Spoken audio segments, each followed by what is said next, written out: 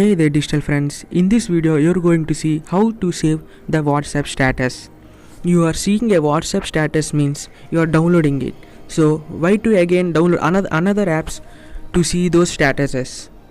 So now I have a way in which you can see the downloaded WhatsApp status. So stop installing other apps and this is how you can find this. Now open a file manager. I recommend to use ES File Manager and search for the option Show Hidden Files. Now just enable the option, and by enabling that option you can see the hidden files in your phone.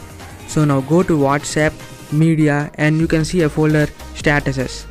Now then open that, and here is the location where all the downloaded statuses will be there, and that's it.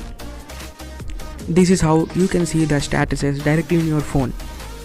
So I hope you like this video and thank you for watching this video guys. Meet you in my next video.